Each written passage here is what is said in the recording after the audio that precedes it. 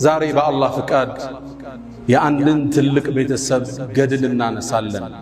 አሉ ዒምራን ቁርአን ላይ ከበቀራ ቀጥሎ ስያሜ ስለተሰጠው ቤተሰብ የዒምራን ቤተሰቦች እነማን ናቸው ብሎም የነሱ የጽዳት መገለጫ ስለሆነችው መርየም ዓለይሃ ሰላም እናነሳለን። ይህን ርዕስ የመረጥንበት መሰረታዊ ዓላማ አሁን ባለንበት የፈተና ወቅት የሶሻል ሚዲያ አብዮት ወጣቱ ለስሜት ቅርብ እንዲሆን አስገዳጅ ሁኔታዎች ባሉበት ተጨባጭ ቁጥብነት፣ ጽዳት፣ ራስን መጠበቅ በተለይ ለሴቶቻችን ለልጆቻችን መርየምን ዛሬ ተምሳሌት አድርገን እናነሳለን።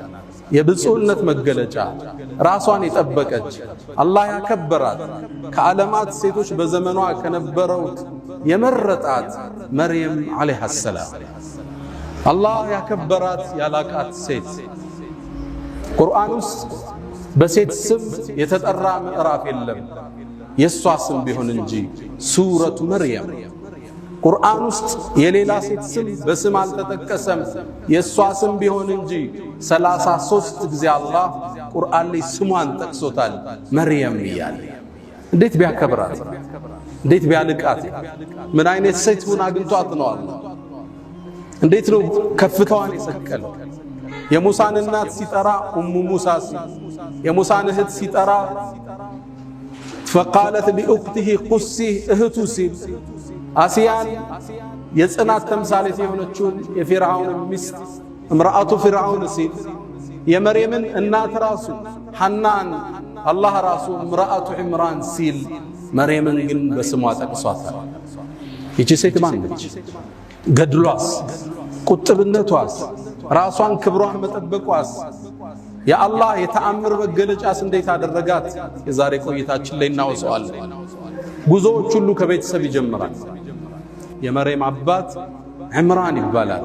ዒምራን የተከበረ የአላህ ባሪያ ነው፣ ነቢይ አይደለም። ልብ በሉ፣ እንደኔና እንዳንተ ግለሰብ ግን አላህን የሚፈራ ዓቢድ፣ ዒባዳው የበዛ ስጁዱ የረዘመ ዚክሩ የበዛ የአላህ ምርጥ ባሪያ ነው። ትልቁን ምዕራፍ አላህ ከበቀራ በኋላ ያለው አለ ዒምራን የዒምራን ቤተሰቦች አሉ። ይህ ቤተሰብ ታሪክ ሰርቷል፣ ትውልድ ለውጧል፣ የአላህ ተአምር መገለጫ ሆኖ አልፏል። ሊወሳም ግድ ይለዋል። አላህ ከመረጣቸው ባሮች ውስጥ አንዱ ይሄም ቤተሰብ ነው። ኢነላህ ያንተ ጌታ አላህ ኢነላህ አስጠፋ አደምን መረጠ፣ ወኑሐን ኑሕን መረጠው፣ ወአለ ኢብራሂም የኢብራሂምን ቤተሰብንም መረጠ፣ ወአለ ዒምራን የኢምራንንም ቤተሰብ አላህ መረጠ። ዓለል ዓለሚን በዓለማት ካሉት ሁሉ ذርየተን ባዕዱሃ ሚን ባዕድ ወላሁ ሰሚዑን ዓሊም የተመረጠ ቤተሰብ። እዚህ ቤተሰብ ውስጥ አንዲት ብፁዕ ልጅ ወጣች። እሷም ኡሉል ዐዝም ሚነ ሩሱል ከሆኑት ውስጥ አንዱን ነቢዩላህ ዒሳን ኢየሱስን ለመውለድ በቃች። ታሪኩ የሚጀምረው እንዲህ ነው። እናቷ ሐና አንድ ልጅ ወልዳ መውለዷ ተቋርጦባት ነው። አላህ ልጅ እንዲሰጣት በጣም ለመነች።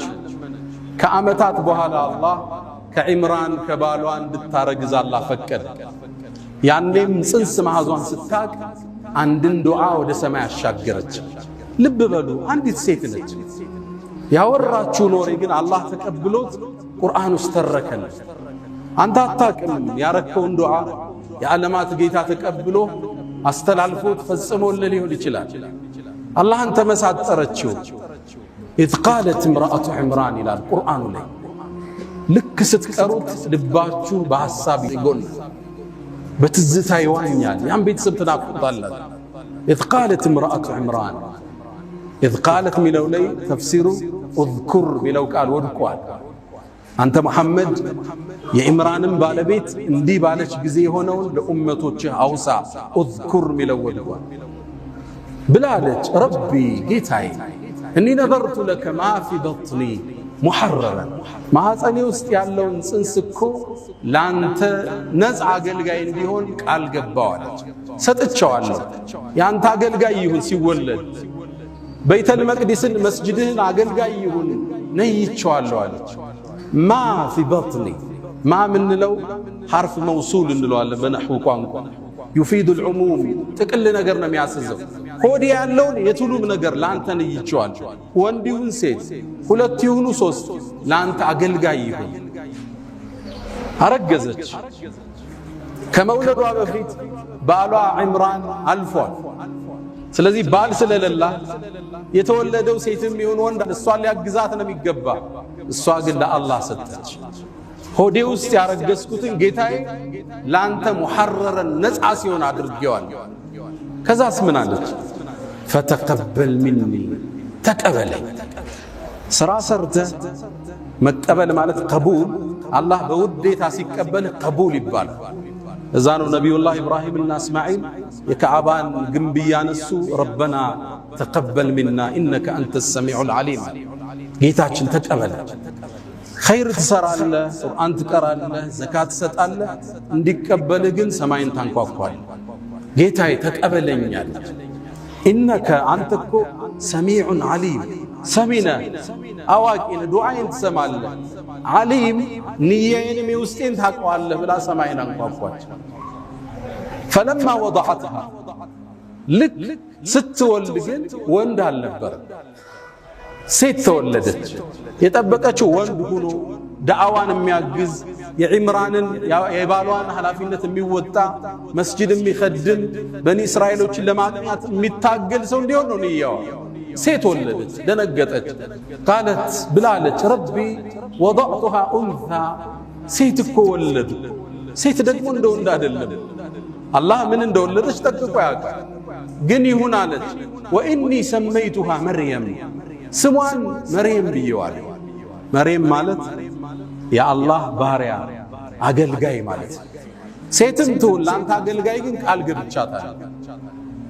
ከዛ ባስከተለች አንድ ወፍራም ዱዓ ወኢኒ ኡዒዙሃ ቢከ ወዙርየተሃ ሚነ ሸይጣን ረጂም፣ እኔ እኮ እሷንም ይሁን ከእሷ በኋላ የሚመጣውን ትውልድ ከሸይጣን እንድትጠብቃቸው ጠይቀሃለሁ አለች። ይህ አንዲት ሴት ያደረገችው ዱዓ ነው። የአዛኞች አዛኝ አላህ ግን ዱዓዋን ተቀበላት። ፈተቀበለሃ ረቡሃ ቢቀቡልን ሐሰን፣ ጌታሃም ስጦታዋን ነዝሯን ተቀበላት። መርየምንም ወአንበተሃ ነባተን ሐሰነን፣ አሳምሮ መርየምንም አሳደገላት። ልብ በሉ ዒምራን ስለሌለ አባት ነበር ለልጅ ስም የሚያወጣው፣ አባቷ ግን የለም። መርየም ስትወለድ የቲም ነች። እሷ ነው ስም ያወጣችላት። ወኢኒ ሰመይቱሃ መርየም፣ መርየምን አላህ ጥበቃ አደረገላት። ስትወለድ ሸይጣን አልነካትም መርየም። ነቢዩና ሙሐመድ ሰለላሁ ዐለይሂ ወሰለም ከማ ፊል ቡኻሪ ምን ሐዲስ አቢ ሁረይራ፣ አቡ ሁረይራ ባስተላለፉት ላይ ማ ሚን በኒ አደም ይውለድ፣ የአደም ልጅ እኮ ማንም አይወለድም። ማንም ነቢያትም ሩሱሎች ሸይጣን ሆዳቸውን ሲወለዱ ጠላትነቱን ሊገልጽ ሆዳቸውን ሕፃኑን ይመተዋል። ያኔ ፈየስተሂሉ ሷሪኸን፣ ሕፃኑ ያለቅሳል። እዛ ነው የሚጀምረው። መጣህ ብሎ ነው የሚቀበለው። መርየምንና ልጇን ሲቀራሉ ነቢዩ ዓለይሂ ሰላቱ ወሰላም ፈተቀበለሃ ረቡሃ ቢቀቡልን ሐሰን፣ ለሌላ ነቢያቶች ያልሰጠውን ዕጣ ለእሷና ለልጇ ለልጅ ልጇ አላህ ተቀበለ። አንተ የምታደርገው ዱዓ የሰማይን በር ከፍቶ ተአምር ሊፈጽም ይችላል። ይህን ነው አላህ ሊያስተምረን የፈለገ። መርየምም ማደግ ጀመረ። እናቷ ለቤተል መቅዲስ አገልጋይ ነይታታለች። ስለዚህ ወደዛ የምትሄድበት ዕድሜ ሲደርስ ሴት ነች። መስጂድ ውስጥ ገብታ እንዴት ታገልግል? እዛ ውስጥ እንዴት ነው የምትኖረው? ማን ይንከባከባል? ኃላፊነት የሚወስድ ሰው ያስፈልጋል። መጣችና ዘከሪያ የመጀመሪያ ልጇን ያገባ ባሏ ነው ነቢዩላህ ዘከሪያ። መጣች፣ ጥያቄ ያቀረበች፣ መርየምን ተረከቡኝ አለች። እዛ ውስጥ ገብታ መስጂዱ ኑሮዋ እዛ እንዲሆን እዛው እንድትሰግድ አላህ እንድታመልክ ሰጋጆችን እንድትከድም ነው። ዘከሪያ መውሰድ ሲፈልግ ግን የዒምራንን ቤተሰብ ልቅና የሚያውቁት ቀሳውስቶች ዑለማዎቹ እኛም እድሉ ይገባናል። መርየምን ለመንከባከብ ግጭት ተፈጠረ፣ ውዝግብ ተፈጠረ። ውዝግቡንም ለመዳኘት አንድ ሐሳብ ቀረበ። በቃ ዕጣ እንጣጣ፣ እንጨት እንጣጣ፣ እሱ ይዳኘን ተባለ። ሻሉ እንጨቶች ያዙና የሚፈስ ወንዝ ላይ ወስደው ጣሉት። ከወንዙ ፍሰት በተቃራኒ የሄደለት ሰውዬ እንጨቱ እሱ መሬምን ይንከባከባል ተባለ። እንጨቱም ሲጣል ለዘከርያ ወጣለት። ልባቸው እንዲረጋጋ እንደገና ሞከረ፣ ለሱ ወጣ። 3 ጊዜ ለዘከርያ ወጣ። ለዛ ነው አላህ ወከፈለሃ ዘከርያ፣ እሷን የመንከባከብ ኃላፊነትም ዘከርያ ወሰዳላ።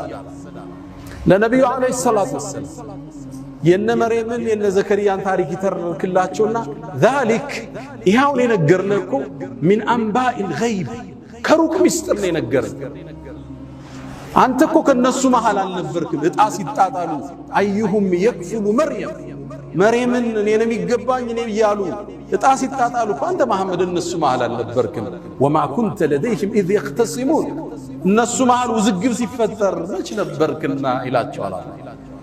አህመድ ዲዳት የንጽጽር ኤክስፐርቱ ይሄን አንቀጽ ሙእሚን ሲቀራው እንባውን መቆጣጠር አይችልም ይላል።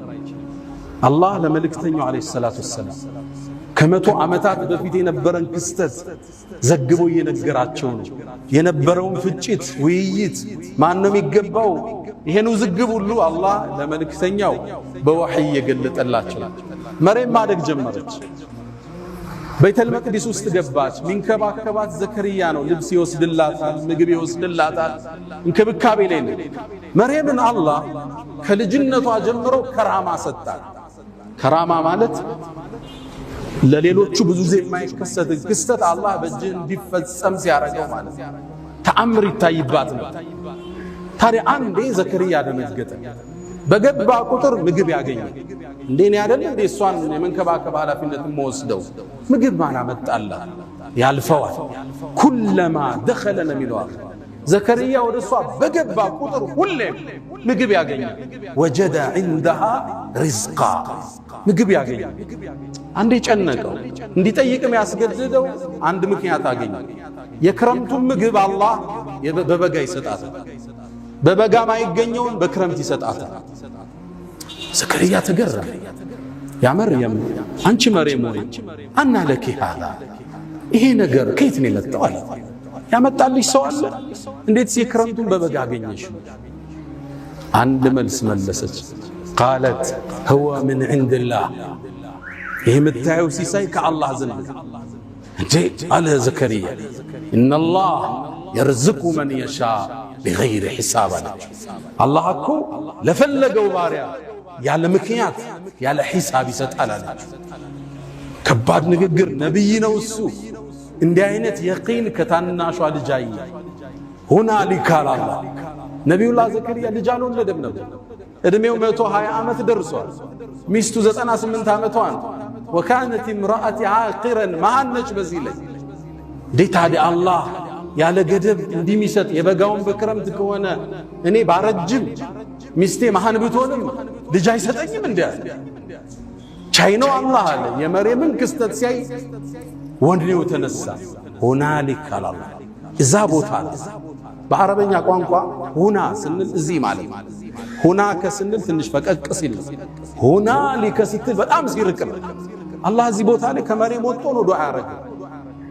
ለምን እዛ ቦታ አለ አላህ? ነቢዩላህ ዘከርያ ይላሉ ሙፈሲሮች ልጅ አልወልድም የሚለው ተስፋው ጥግ ላይ ደርሷል። አርጅቷል። ሚስቱ መሃን ነች። እዛ የመነመነ ተስፋ ዳርቻ ላይ ሆኖ ዱዓ ወደ ሰማይ አነሳ። ረቢ ሀብሊ ሚን ለዱንከ ዙርየተን ጠይባ ኢነከ አንተ ሰሚዑ ዱዓ፣ አላህ ወይ ልጅ ስጠኝ፣ ዱዓን ተቀባይ ነህ አንተ። እርግጥም አላህ የሕያ የተባለ ልጅ ሰጠ። መርየም ማደግ ጀመረች። ዒባዳዋ የበዛ ነበር። ሶላቷ የበዛ ነው። ዚክሯ የበዛ ነው። ሌት ተቀን ዒባዳ ላይ ነች። አላህ ለትልቅ ዓላማ እያዘጋጃት ተአምር ምድር ላይ በሷ ሊከስት ነው አለ። መላእክት ላክ አንዴ እየሰገደች እያለ መላእክት ጠሯት። አንቺ መርየም አሏት። ማን ነው የሚጠራኝ? መላእክቶች ነበሩ። ኢነላህ አስጠፋኪ፣ አላህ መርጦሻል አንቺ፣ ወጠኻረኪ አስድቶሻል፣ ወስጠፋኪ ዓላ ኒሳኢል ዓለሚን፣ በዘመንሽ ካሉ ሴቶች ሁሉ አንቺን አላህ መርጧል አላት።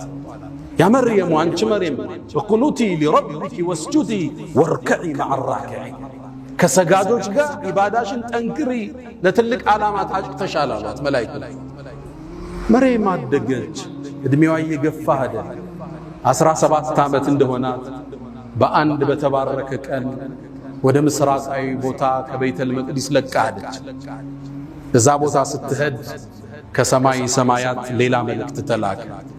መላእክቱ ጅብሪል ሐዋውን እየቀዘፈ ፊት ለፊቷ ተከሰተ።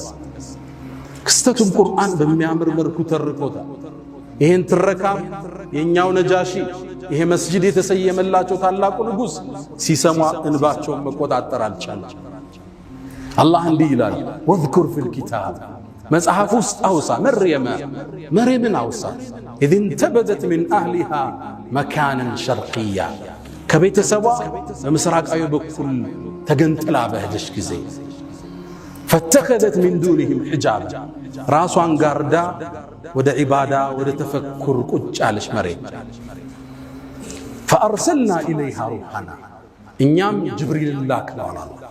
ሩህ ስሙን ጅብሪልን አላህ ሩህ ይለዋል። የሰው ልጆች ሩህ ህይወት የሚገዛበትን ነገር ይዞ ስለሚመጣ ወሕይን ስለሚያወርድ ማለት ነው። ፈአርሰልና ኢለይሃ ሩሐና ጅብሪልንም ላክነው። ፈተመሰለ ለሃ በሸረን ሰውያ የተሟላ ሰው ሚያምር ቆንጆ ወጣት ሆኖ ፊቷ ተሰየመ። ጋርዳ ተቀምጣለች። በየት ገባች? ደነገጠች። እኔ አዑዙ ቢረሕማን ሚንክ እኔ በአርረሕማን ካንተ እጠበቃለሁ በአላህ ኢንኩንተ ተቅያ አላህ የምትፈራ ከሆነ ራቀኝ አለች። ጅብሪል መለሰ ቃል እነማ አነ ረሱሉ ረቢኪ እኔ ጌታሽ መልእክተኛ ነኝ። ሊአህበ ለኪ ጉላመን ዘኪያ ምርጥን ጽዱን ልጅ ልሰጥሽ ነው የመጣው። በሌላ አነባበብ ሊአህበ ለኪ ሚለው ሊያህበ ለኪ ጌታሽ ሊሰጥሽ በሚልም ተነበረ። ሁለቱም ተመጋጋቢ ናቸው። ጅብሪል እንደ ሰበብ ስላደረሰ ልሰጥሽ አለ። እሷም እንደ ብስራት አልቆጠረችው። እንዴት ሊከሰት ይችላል? እኔ ትዳር ይዤ ከባሌ አረገዝኩ አይባል፣ አሊያም እማምስ ጋለሞታ አይደለሁም በዝሙት ምሰራ ልጅ እንዴት ሊኖረኝ ይችላል አለች። ጅብሪል ቃል ብሎ አላት ከዛሊክ ነገሩ እንዳልሽው ቃለ ረቡኪ አላህ ግን ይልሻል هو علي حي ይሄን ተአምር መከሰት ለኔ ቀላል ነው ብሎሻል። ወሊነجعله آية للناس አላህም ለሰው ልጆች ምትወልጂውን ልጅ የተአምራት መገለጫ ሊያደርገው ወረሕመተ ሚና ከአላህም ዘንድ እዝነት ሊሆን እሱን ለተከተሉት ወካነ አምረን መቅድያ መርየም ይሄ ጉዳይ ከላይ ውሳኔ አልፎበት አላት ጅብሪል። ከዛም ነቢዩ ዓለይሂ ሰላቱ ወሰላም ይላሉ ጅብሪል ወደ ማኅፀኗ እፍ አለባት። መርየም ወዲያውኑ አረገዘች። ስታረግዝ እቺ ብዙ ሴት ነች፣ በዒባዷ የምትታወቅ ነች። እርግዝናዋን እንዴት ትግፋው? እንደምንም ደብቃ በአምልኮ አሳለፈች። ዘከርያ ተንከባካቢዋ ነው። ሲያያት ያረገዘች መሰለች። ከዛም ጠጋላት። አንቺ መርየም አላት አንድ ዘር ያለ ሌላ ዘር ይበቅላል እንዴ አላት። እየጠየቃት መጀመሪያ ዘር የፈጠረው ያለ ዘር አይደል አለች። መልሷ ከበደው። አስከተለላት። አንቺ መርየም ወይ አንድ ሰው ያለ አባት ልጅ ሊኖረው ይችላል እንዴ አላት። አዎን አባታችን አደም ያለ አባትም ያለ እናት አይደል የተወለደ አለች። መልሷ ከበደው። ፊት ለፊት መጣላት። መርየም ሆይ አርግዘሻል እንዴ? ሚስጥሩን ነገረችው። ዘከርያ ሆይ መላእክት መጥቶ አብስረው ከሰማይ መልአክ መጥቶ እንዲህ ተከስቷል ብላ ነገረችው። ዘከርያ መንግስት ያቀና ምጧ እየጨመረ ሄደ። ማንተኗ እርግዝናዋ በትክክለኛው የሙፈሲሮቹ ንግግር 9 ወር ቆይታለች። የመጨረሻ የመውለጃ ጊዜዋ ሲደርስ ተገንጥላ ከቤተሰቦቿ ራቀች። አዋልዱኝ እንዳትል ከማን አረግዝኩ ልትል ታገሺ ብሏታል አላህ። ተአምር ሊከሰት ነው ብሏታል። ብቻዋን ርቃ ሄደች። መካንን ቀስያ ነው ብለዋል። ከዛም የደረቀ የቴምር ዛፍ አለ፣ እሱን ተደገፈች። ምጡ መጣባት። ልብ በሉ የ17 ዓመት ወጣት በዚህ ላይ ድንግል ነች። አዋራጅ በዙሪያዋ የለም። ምጡን ብቻዋን ያማጠችው ምጥ ከባድ ነው ድንግል ለሆነች ሴት። ታዲያ መርየም ልትወሳ ይገባት? ምጡ ውስጥ ስትገባ ልጁ እየተወለደ ነው፣ አመማት። ከዛ ደግሞ ልጁን ወልዳ ይዛው ልትሄድ ነው። የታመጣሽ ሊባል ነው። አባቱ ማን ነው ሊባል ነው። ጭንቅላቷ ፈረሰ። ፈቃለት ያ ለይተኒ ሚቱ ቀብለ ሃዛ፣ ከዚህ በፊት ሙቼ በነበር ምን አለ። ወኩንቱ ነስየን መንስያ፣ ተረስቼስ በነበር አለ። ወዲያው ዒሳን አላህ አወጣው፣ ልጇን ኢየሱስ ተወለደ። ፈናዳሃ ሚን ተሕቲሃ፣ መላኢካን የተጣራት አሊያም ልጇ ነው ይባላል። ልጇ የሚለው ቀውል አሳሕ ነው። ምነው ለሚቀጥለው ተአምር መንደርደሪያ ስለው።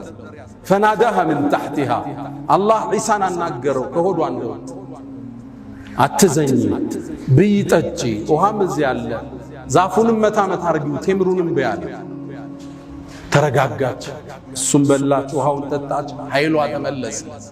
ይሄን ሕፃን ልጅ አዝላው መርየም ወደ በኒ እስራኤሎች መጣች። ድሮም ክፍተት የሚፈልጉላት ብዙ ሰዎች ነበሩ። በዒባዳዋ መሻይኾቹን ሁሉ በልጣ ጥርስ የነከሱባት ብዙ ናቸው። ይሁዶቹ አይወዷትም ነበር። ልክ ይዛው ስትመጣ ዛሬ ጾም ያለው በያትናገሪ ተብላለች። ወደ በኒ እስራኤል ይዛው መጣች። ፈአተት ቢሂ ቀውመሃ ተሕሚሉ፣ ተሸክማው ይዛው መጣች። ህዝብ ተሰበሰበ። ያ መርየሙ ምንድን ይሄ ጉዳይ? ለቀድ ጅእቲ ሸይአን ፈሪያ፣ ከባድ ነገር ይዘሽ የመጣሽው የአኽተ ሃሩን። በእነሱ አገር ሃሩን የሚባል ሰውዬ ነው፣ በዒባዳው የታወቀ ነው ከወንዶቹ። ስለዚህ እሷንም እንደ ሃሩን በዒባዳዋ ጠንካራ ነች ነበር የምትባለው። አንቺ የሃሩን ጓደኛ መሳይ ሆይ ምንድን ያመጣሽብሽ? አባትሽ መጥፎ ሰው አልነበር፣ እናትሽ ዝሙት ሰሪ አልነበረች። ይሄ ልጅ የት መጣ? መቼ ነው ያገባሽው? ከየት ወለድሽ? ፈአሻረት ኢለይ፣ ጾም ያለው በይ ተብላለች። ወደ ነቢዩላህ ዒሳም አመላከተች። ሕፃን ነው ገና የተወለደ ጫቅላ ነው። ከዛ ተገረሙ። ከይፈ ኑከሊሙ መን ካነ ፊል መህዲ ሰብያ፣ እንዴት የታዘለ ሕፃን እናወራለን? አትቀልጅብን፣ ምንድነው ሚስጥሩ አለ። አላህ ነቢዩላህ ዒሳን እጇ ላይ ያለ አናገር። ቃለ ኢኒ ዓብዱላህ፣ እኔ አላህ ባሪያ፣ አታኒየል ኪታብ፣ ለወደፊት መጽሐፍን ይሰጠኛል። ወጀዓለኒ ነቢያ፣ ነቢይም አድርጎኝ። ወአውሳኒ ብሰላቲ ወዘካቲ ማዱምቱ ሐያ ወበረም ቢዋሊደቲ፣ መርየምንም ሊያጽናናት ነው፣ ለእናቴም ደግ አርጎኛል። ወለም የጅዓልኒ ጀባረን ሸቂያ ወሰላሙ ዐለይ፣ እናቱን አሁንም ያጽናናት ነው፣ በእኔ ላይ ሰላም ይስፈናል።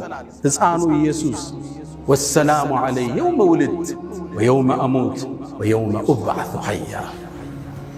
አላህ ያለ አባት ልጅ ፈጥሮ ለበኒ እስራኤል አሳያቸው። ሁሉም ነገር ቻይ ጌታ እንደሆነ ገለጠላቸው። ሕፃን ልጅ እንደማይናገር ያውቃሉ፣ አናግሮ አላህ አሳያቸው። ይሄ ሕፃን ነገ ትልቁ ነው ይላካል፣ ተከተሉት ማለት።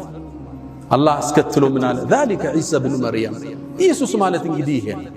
አላህ እኮ ልጅ ሊይዝ አይገባው፣ ሱብሓነ ጥራት ይገባው። ኢየሱስ እንዴት ልጁ ሊሆን ይችላል? እንዴት የጌታ ስልጣን ተጋሪ ሊሆን ይችላል? ዛሊከ ዒሳ ብኑ መርየም፣ የመርየም ልጅ ኢየሱስ ማለት ይሄ ነው እንግዲህ አለ። አላህ ልጅ ሊኖረው አይገባም። ሱብሓነ አንድን ነገር ሲፈልግ ሁን ይለዋል፣ ይሆናል። አላህ ኢየሱስን ልጅ አድርጎ ሊይዝ አይገባው ማለት። ኢየሱስም ንግግሩን ሲቋጭ ምን አለ?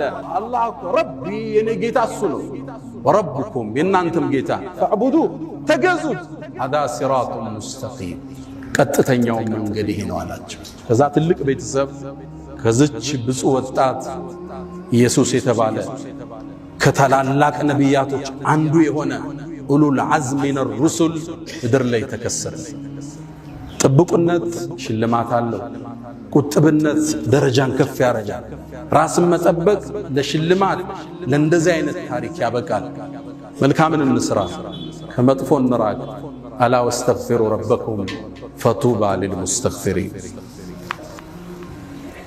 الحمد لله على إحسانه والشكر له على تفضله وامتنانه ولا إله إلا الله تعظيما لشانه وصلى الله وسلم وبارك على رسوله وإخوانه ودوش مقبئة እንዳልነው የዛሬ ኹጥባ ዓላማችን ይሄ ሶሻል ሚዲያው ወጣቱን ፈተና ውስጥ ከቶታል። ሴቱን ወጣቱ ያልተገባ ግንኙነት መፍጠር ቦይፍሬንድ ገርልፍሬንድ ኤክስህ ማናት ፋሽን የሆነበት ዘመን ልጆቻችን ላይ ስጋት ውስጥ ባደረበት ዘመን ራሷን የጠበቀችውን መርየም እንደ ሞዴል ማንሳት በእኛ ላይ ግዴታ ሆነ። ራስን የጠበቀች ብፁዕ የነበረች በድብቅም በግልጽም አላህን ያላመፀች ለከፍታዋ መነሻዋ ቁጥብነቷ የሆነን መርየም ዛሬ አውስተን እንደምታውቁት ወደ ስሜት የሚጠራን ነገር ብዙ ማዕበሉ ከባድ። ድሮ ሴት ለማየት ከቤት መውጣት ግድ ይላል።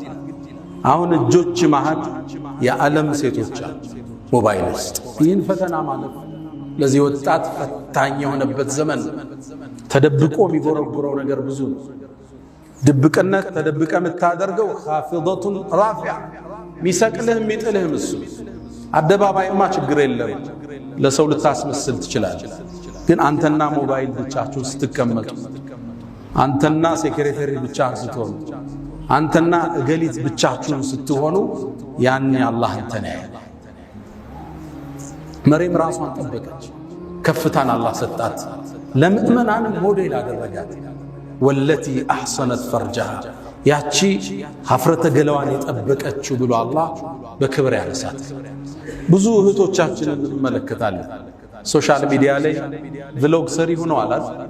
ከንግድ ጋር ማይገናኝ ጀስት ራስን ለመሸጥ ቁንጅናን ለመግለጽ ትዳርን ለመፈለግ ቲክቶክ ላይ ልታያቸው ትችላላችሁ። ይሄ ቦታው አይደለም። ትልቁ ወሲያዬ ብዙ ወንዶች እዛ አደባባይ ላይ የሚያገኙትን ሴት ለትዳር አይፈልጓት። አንዱ ገርል ፍሬንድ ያዘኝ ትላለች፣ አንዷ የተወበተች ልጅ ታሪኳን ስትጽፍ ከዛም በፍቅር ቆየንና ሊያገባ ፈለገ። እንደሚያገባኝ አውቃለሁ ሰርጋችን መቼ ነው ስለው እኔ እኮ ለትዳር ያንቺ አይነትን ሰው አልፈልግም ለጊዜያዊ ቆይታ ነው እንጂ አለ። እኔ ለትዳር የምፈልገው እኮ ወንድም አታውቅ ሶሻል ሚዲያዋ ብዙ ረብሻ ውስጥ የሌለች ቁጥብ የሆነች የልጆችን እናት ነው የምፈልጋት። አንቺ እኮ ከወላጆችሽ ከሰረኩሽ እኔ ከኔ ማትሰረቅበት ምን ምክንያት አለ? ሴቶች ራሳችሁን ጠብቁ። ቦይፍሬንድ የሚፈልጋችሁ ካለ ለሽግግር ነው ለትዳር እንዳታስቡ። ሌላኛው አጋንዱ ቦይፍሬንድ አውሮ ቆይ ከዛ እንጋባ ስትለው አንቺ ሙእሚን ነሽ አላት። አዎ አለች። ኢነመል ሙእሚኑነ ኢኽወቱን አላት ይባላል። ታዲያ ሙእሚኖች እኮ ወንድማማች ናቸው አላት። እኔና አንቺ ፋሚሊ ነን እንጂ ባለትዳር መሆናችን። ራስን መጠበቅ መልካም ዕጣን አያስመልጥም፣ ሽልማትን አይቀማም። ወዳጆች የነቢዩላህ ሹዓይብ ልጅ ወደ ሙሳ ስትመጣ አመጣጧን አላህ ገልጾታል። ወጃአት ኢሕዳሁማ ተምሺ ዐለ እስትሕያ ራሷን ጠብቃ መጣች። ሙሳን የመሰለ አላህን ያናገረን ነቢይ ማግባት ቻለች።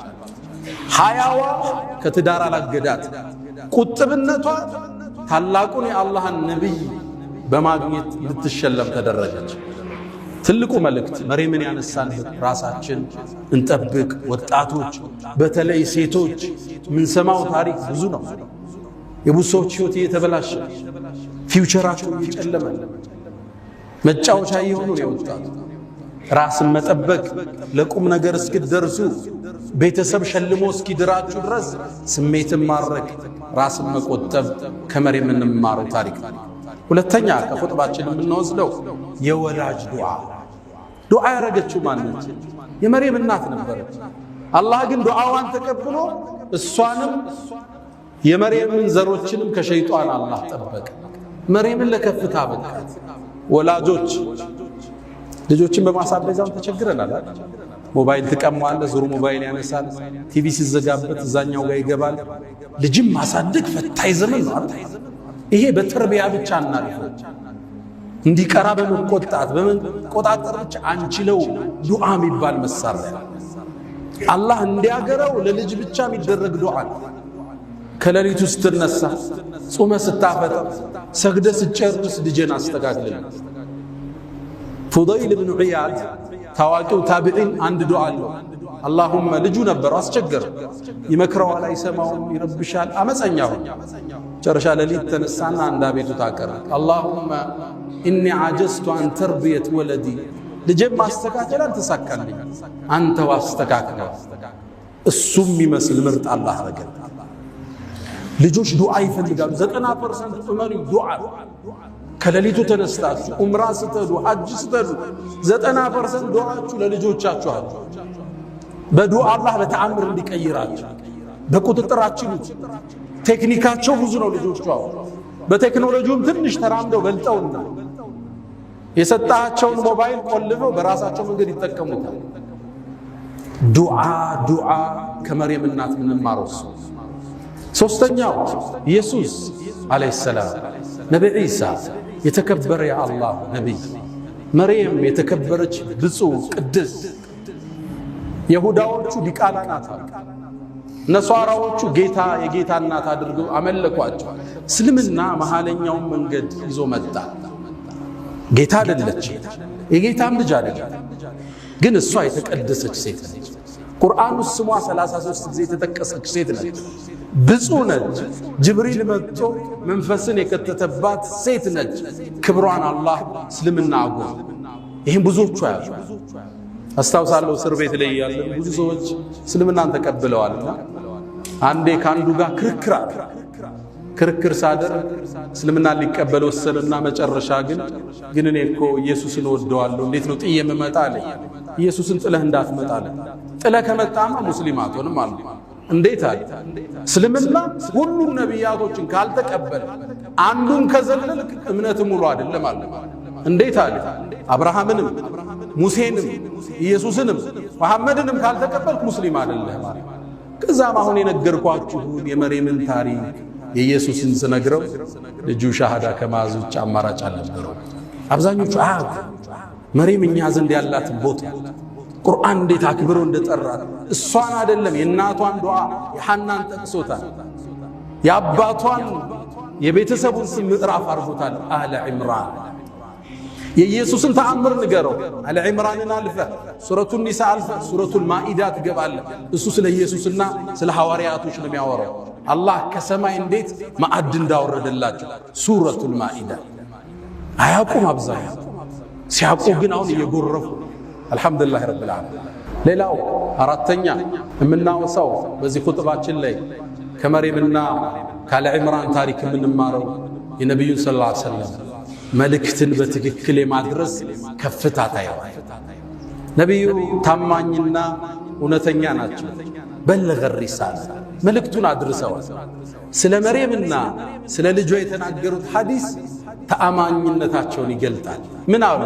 ማሚን መውሉዳ ቡኻሪ ላይ አቡ ሁረይራ ባስተላልፍ ዘግ ማንም ሰው እኮ አይወለድም ሸይጣን ሲወለድ ሆዱን የነካው ቢሆን እንጂ የቆነጠጠው ቢሆን ያን ያለቅሳል። መርየምና ልጇ ሲቀሩ ማንም ማለት ነቢያቶችን ሁሉ ማለት ሩሱሎችን ሁሉ ራሳቸውን አላካተቱ። አዎ ነቢዩ ከመርየምም ከዒሳም በደረጃ ይበልጣሉ። ነቢዩላህ ኢብራሂምም ይበልጣሉ፣ ሙሴም ይበልጣሉ። ግን እቺ በእናቷ ስፔሻል የተሰጣቸው ሽልማት ነቢዩ ራሳቸውን አላካተቱ። ስታስተላልፍ በውሸት መድመቅ የለብህ። ያልተሰጠህን ወደ ራስ መጎተት የለብህ። የነቢዩ ሰለላሁ ዐለይሂ ወሰለም የአማና ጥግ እዚህ ሐዲስ ውስጥ ታገኘዋል። ማንም የተወለደ የአደም ልጅ ሸይጣን ሆዱን የነካው ቢሆን እንጂ መርየምና ልጇ ሲቀር እኔንም አላሉ ነቢዩ ዐለይሂ ሰላም። እውነተኝነት የእስልምና የከፍታ ምንጭ። አንዴ ነቢዩ ዐለይሂ ሰላቱ ወሰላም ልጃቸው ሞተ። ልጃቸው ሲሞት ፀሐይ ተጋረደች። ሰሃባ ሁሉ ደነገጠ። የነቢዩ ልጅ እኮ ስለ ሞተ ፀሐይ ተጋረደች። ያንተ ነቢይ እውነተኛው ነቢይ ሚንበር ላይ ወጡ። እናንተ ሰዎች ሆይ ፀሐይ የአላህ ተአምር ነች፣ ለአንድ ሰው መወለድ ወይም መሞት አትጋረድም። አንድ ትልቅ ጳጳስ ይህን ታሪክ ሰማ፣ እስልምናን ተቀበለ። ለምን እንደው ታውቃላችሁ እንዴ? ይሄን እድል አግኝቶ ውሸተኛ ነቢይ ቢሆን ያካብደው ነበር። ይሄ ፀሐይ አይደለም ሌላ አርሽ ላይ ተፈጥሯል ብለህ ነው የምታካብድ አይደል? በጭራሽ በእኔ ልጅ መሞት አልተጋረደም። እውነተኝነት ነው እስልምና ላይ የሳባቸው። ኦሪየንታሊስቶች አሁን በነቢዩ ላይ በእስልምና ላይ ትችት የሚጽፉት ብዙዎችን ያሰለማቸው አንድ ክስተት አለ። እዚህ መንበር ላይ ያወሳ ነው ሐዲሱል ኢፍክ እናታችን አይሻ ዝሙት ሰራች ተብሎ ተወራ። ሲወራ አላህ መልስ አልሰጠ። ለአንድ ወር ሙሉ ወህዩን ዘጋው። ጅብሪል አልወረዳም። ሰሃባው ታመሰ፣ ነቢዩም ተረበሹ። ትርምስምስ አለ ወሬው ሁሉ። ኢዝ ተለቀውነሁ ቢአልሲነቲኩም እዛዛ ተቀባበሉት። ወር ወህይ ዘጋል። አንድ ኦሪየንታሊስት ምን ይላል? ነቢዩ ነቢይ ነው ነቢዩ መሐመድ ይላል። ምክንያቱም በዛ ውጥንቅጥ ውስጥ ገብቶ እያለ ቁርአን ከኪሱ ቢሆን ኑሮ ልባት ሰጥቶ ይቋጨው። ወር ዝም አሉ። ዜና አልመጣም። ምን ይደረጋል? ይሄ ለሳቸው እውነተኝነት መገለጫ ነው። እውነት የእስልምና መገለጫ ነው። የሌለንን ኮፍያ ለብሰን አንገንም፣ የሌለንን ብርሃን ወስደን አንደምቅ። ነቢዩ ዓለይሂ ሰላቱ ወሰላም በሌላ ክስተት አንዴ ሰሃቦቹ እሳቸውን በጣም አካበዱ። እኔን እኮ ከሙሳ አስበልጣችሁ አታውሩኛል። እኔ እኮ የውመል ቂያማ ጥሩምባው ሲነሳ ከቀብር ይወጣል።